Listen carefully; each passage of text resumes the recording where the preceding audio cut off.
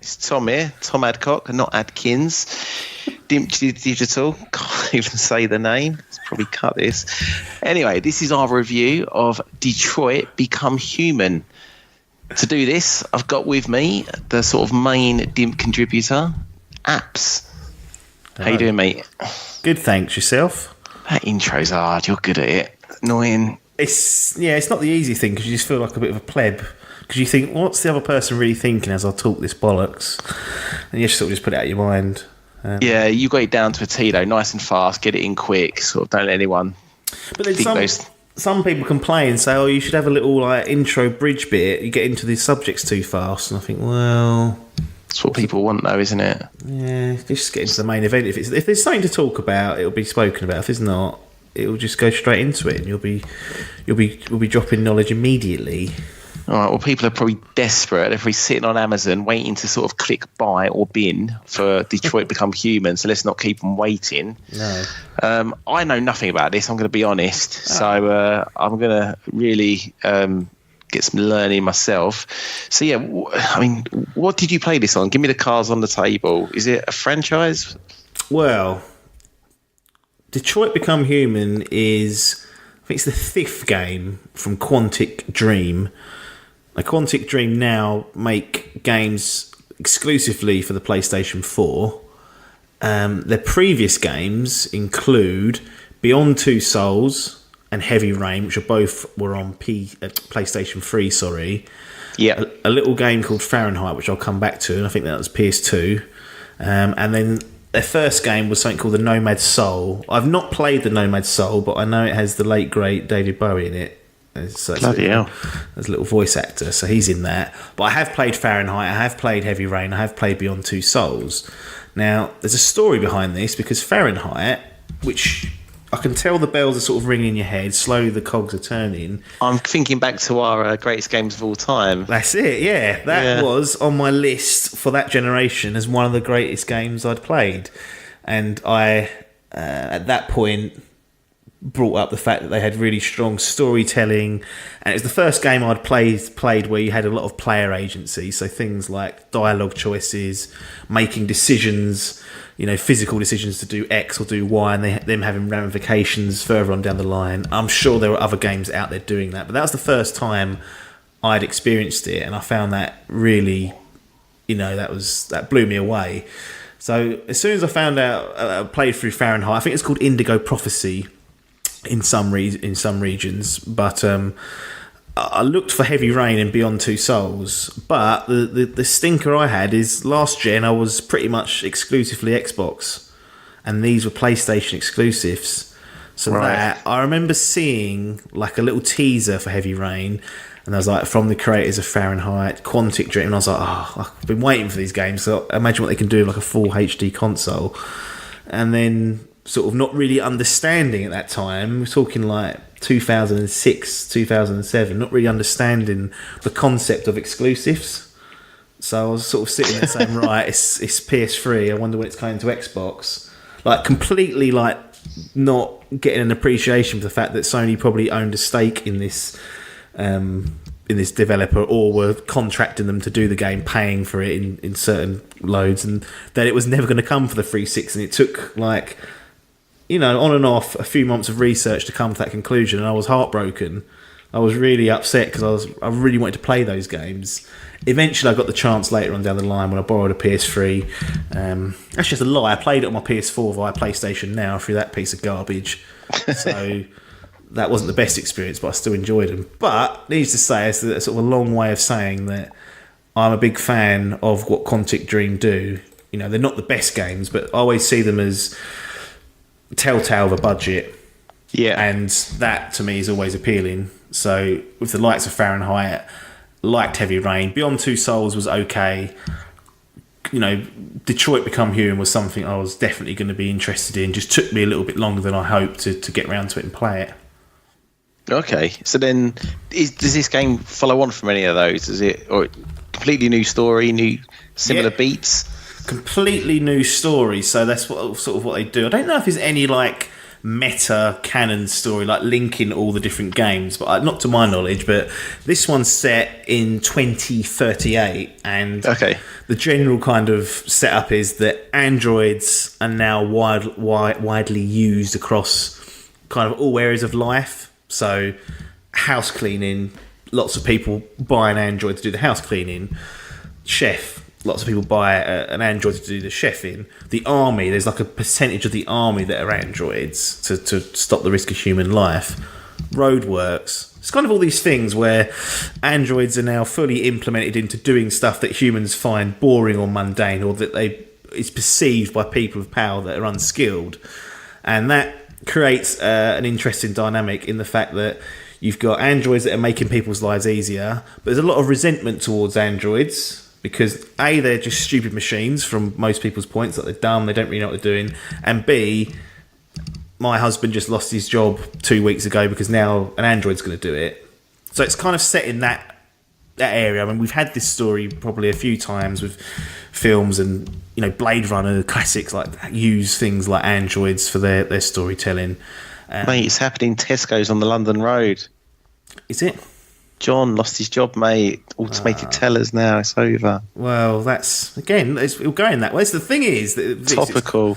It is kind of like, although it's like 18 years away, you can see how it would get to that stage eventually. Well, yeah, of course. There's already like discussions about using artificial intelligence to do like analytics and things like that. And it might not be as obvious as it walks around and cleans your house, but then if it's doing like financial modelling and things like that, there's all sorts of stuff it could do. Well, yeah, it sounds like a setup for like a Black Mirror episode at the moment, which is well up my street, so I'm on board. Yeah, it's absolutely. And the story itself is pretty good. You take control of 3 characters, which is something they have done in previous games. It wasn't too much in Beyond, but definitely Heavy Rain and Fahrenheit, you had a few characters to take control of. And they're all start at different points, all got different, perspectives. Interesting thing is they are all androids. And you might think, well, hang on a minute, you just told me that the androids are all just, programmed to do a job or whatever. But the main kind of hook for the game is that over the course of time, some of the androids have gone deviant, as they call them, which basically means they've become self-aware and gone rogue. So they've run off or they've done something, and like it's causing obviously a lot of unrest because these androids are, as I said, integrated into the army, into all sorts of different industries. So you take control of 3 different characters. You've got Marcus, who's kind of like just a bog standard like handyman for like this old fella that he's living with. He goes deviant, and he's kind of the one that wants to perhaps look at sparking off a revolution. Like, hang on, we're self-aware here. We are living things, not just machines. We should have rights, that sort of thing. So there's a story for that sort of strain. Then you got this one called Kara, who is a housemaid and like a babysitter, and the dad of that family, there's no mum around, she's gone, just a dad and a kid, and he's a bit of an arsehole, like beats her up and beats the android up, like a horrible fucker, and by hook or by crook you end up with the little girl on your own. You're kind of having to look after her and get somewhere safe is like the objective of that one. And then the really interesting character you take control of is a chap named Connor. He's a police investigator, so he's trained in negotiation, in combat, and in analysing crime scenes, all good stuff like that. His main task, like a specialist kind of version of androids built, is to actually hunt down these deviant androids that have been going rogue. So it's interesting getting his perspective because he's not as self-aware as the others, although you can make choices to make him more like a robot or less like a robot. You kind of have that agency there. And so you've got those 3 stories. They start off all at different points. There's parts where they can intertwine with each other, but it's interesting. It's certainly a good tale, and having the 3 characters is a blessing and a curse, I guess, at times, because sometimes when you're just like with Connor and you just want to see the next part of his story, and then you have to go to like Marcus or Kara or stuff you're not as interested in, it can zap the momentum out of it a little bit. Yeah, so you're forced. It's like chapter driven, I guess. Yeah, so. Absolutely. Yeah, so you don't get a choice of who you take control of. It just kind of bungs you in there. Chapters aren't long, like normally no more than half an hour. Okay. So it's nice and short, but you soon like gravitate to your favourites. So it's sometimes a little bit frustrating.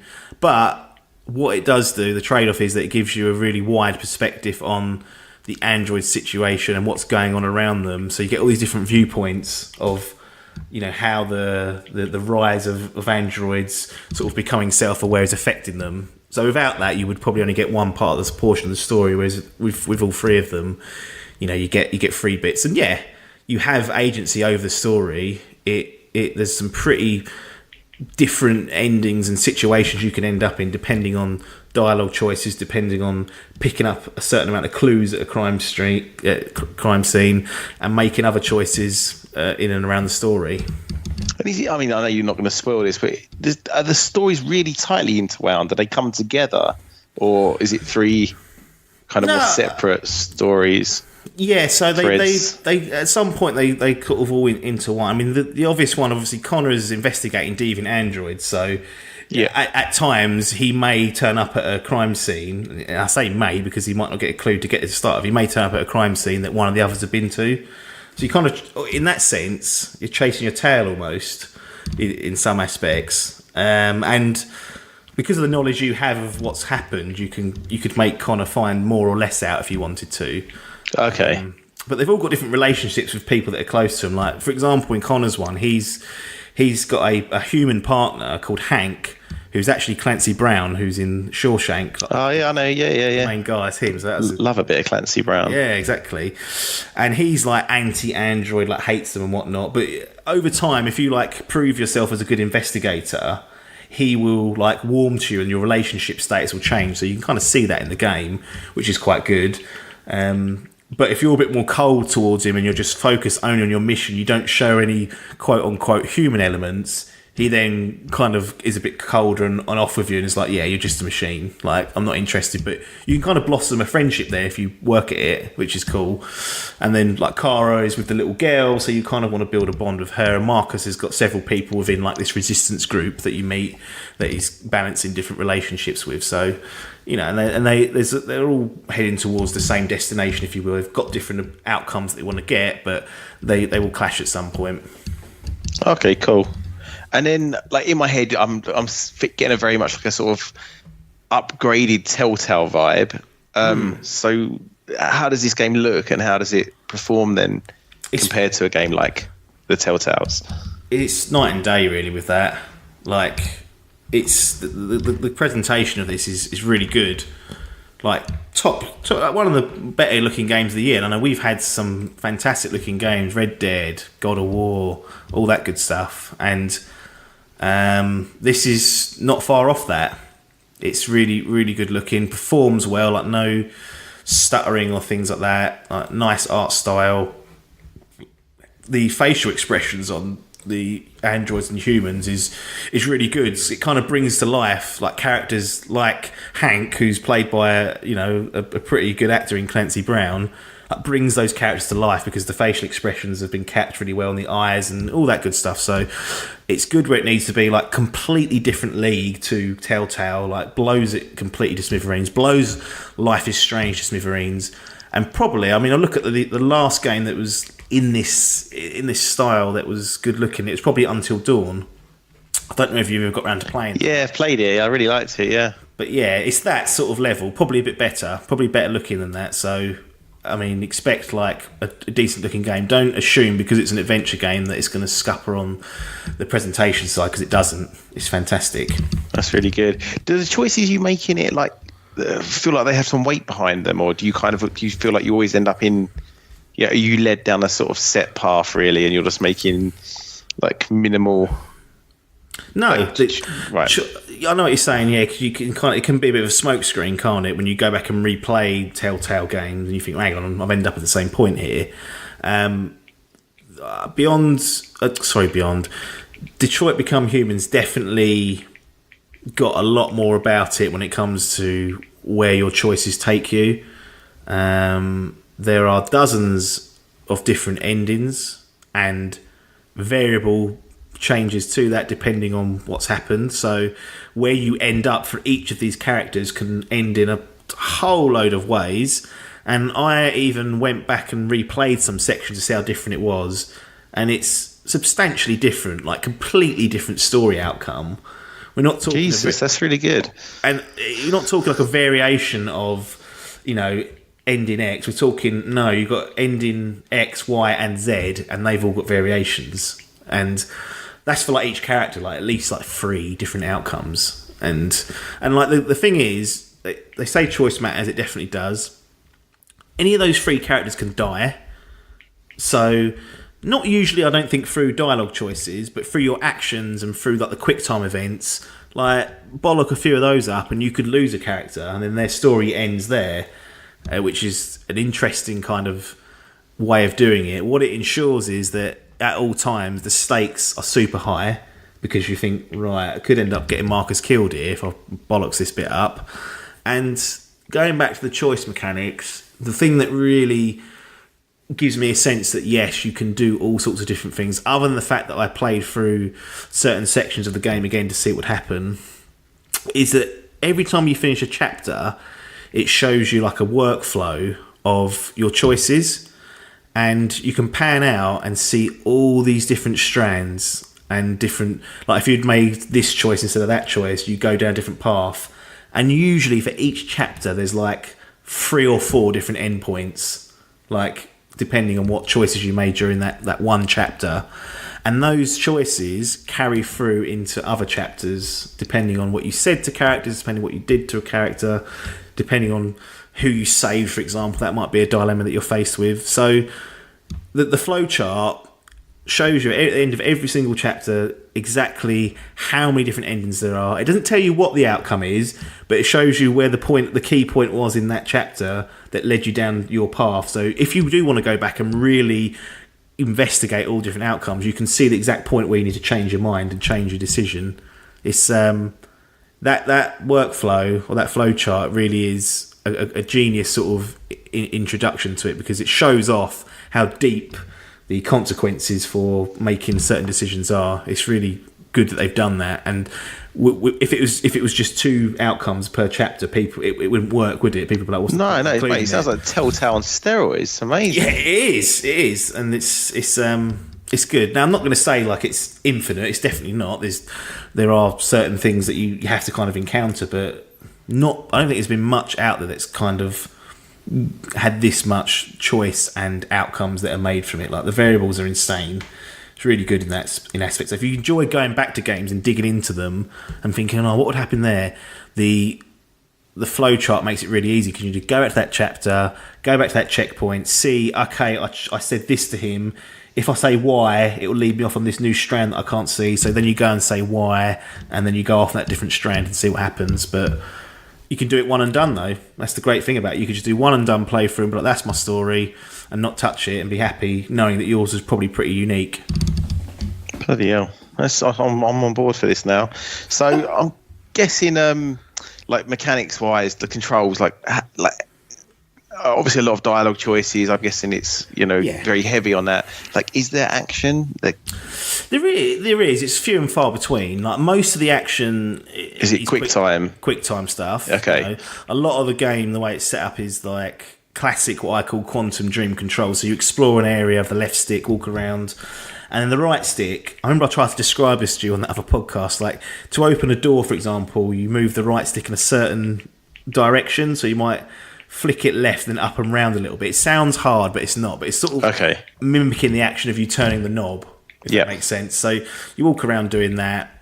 Combat's in quick time mostly, but there are scenes where like you might be chasing someone or something. Well, that's sort of real time action, and rather than it being full like do what you want jobby, it's quite good in the fact that it goes, okay, you can take 3 routes. One's the safe route, one's the slow route, and one's sort of the medium route, and you kind of make that choice on the fly as you're running, and then obviously you get a different outcome play out from that. So if you, for example, take the quick route and dangerous route, during that part you're probably going to have a lot more quick time events to negotiate, and if you bollocks it up you might die.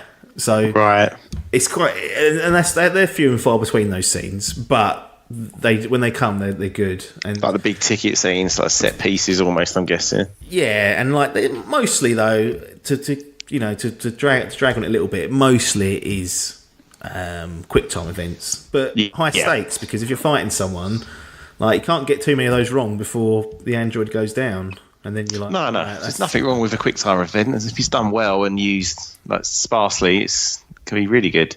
Yeah. Okay, well, I think getting towards the end though, is there anything else you'd like to say that you haven't said already? No, I mean, it is an adventure game at heart, so don't expect a whole load of sort of groundbreaking interactivity. It's very much dialogue choices, environment exploration, light puzzle solving, putting together clues now and again. But I was expecting kind of the worst of this for some reason. I just thought it wouldn't be all that, and I saw what the critics have written, and I thought that's higher than what I was expecting, because a lot of these type of games don't tend to hit the best notes with reviewers. I've always enjoyed them, but they never really get higher than like a 7. I think you were saying before you come on, it was like hovering at a 79, which is pretty all right for a game of this caliber. And it's not perfect. It's definitely not for everyone, but if you enjoy having a fiddle or going through some high stakes narrative with androids and other bits and pieces thrown in, it's a really good game, and it's cheap as chips now. Like 15 UK pounds I've picked this up for, so pocket money for like a little 10-hour experience, easily to digest, half-hour segments. Don't expect the world, and it'll probably deliver and over-deliver in that sense. Yeah, you can't complain when you're getting it for that sort of price, can you? Even at full price, I would have been happy. Like, definitely not a budget game, just that it's been out long enough now that it's cheap. Like, to pay full price, I would have come away and gone, yeah, that's got the presentation values, it's got the production values of a AAA game, it's got the depth of a full price game, it's got the narrative that's strong enough as a full price game. So it definitely earned its stripes as like a top tier game, and for the starting price, not like a Fallout 76. Well, bloody hell, it's sounding positive. So let's go then. What's some closing thoughts then, and then let's get your verdict. Yeah, so great game in its own right. Great for the genre. Probably the best type of these games I've played. Like Until Dawn perhaps runs it close, but I remember having a couple of issues. Like it didn't feel as free, that one. And some of the choices you made kind of only have either like one or two choices. I like the fact that the choices you make in this one carry over to multiple chapters, and even for other characters they potentially can intervene there. I like the subject matter as well. I like the whole android thing. I think it's interesting to explore, and I think therefore I am, or whatever it is, all that sort of good stuff's in there. So interesting subject matter. Okay, it's not going to be the world's best video game, and it isn't the world's best video game, but for an adventure game, this is like a spruced up, like you said, it's Telltale on steroids. For me, it's an easy 8 out of 10 silver rating. Fucking hell, nice. Loving it. I mean, to be honest, I love Until Dawn. It's rare I play these sort of games. I played the original. I played the first 2 seasons of Walking Dead. Love the first one. Wasn't as keen on the second. But yeah, I reckon one of these could be well in my wheelhouse very soon. So I think I might give this one a go. Yeah, it's definitely like, if you like Until Dawn, the difference is Until Dawn's good because it plays for that kind of slasher horror movie vibe and nails it. It gets that really right. For most part, I think the back end of that's not as strong, but this one's obviously a lot different. There's a lot more slower pace moments to it, Detroit, but there's a lot more. I think there's a lot more subject matter here, and there's references to around like the battles that for civil rights in the 60s and 70s and things like that. That's all kind of fed back into this, and it's like a new born of that. So it's dealing with subject matter that's pretty heavy. Don't expect too many laughs, but pretty gripping stuff. Like Detroit Become Human. Do not sleep on it if you're interested in this genre whatsoever. Well, there you go. I mean, at that price, if you fancy this sort of adventure, you can't go wrong. So pick it up. Well, I guess that's about it, Joey. Yep. Right, I'll say ta-da, and then I'll let you say ta-da. We'll get the hell out of here. See you later, guys. Ta-da.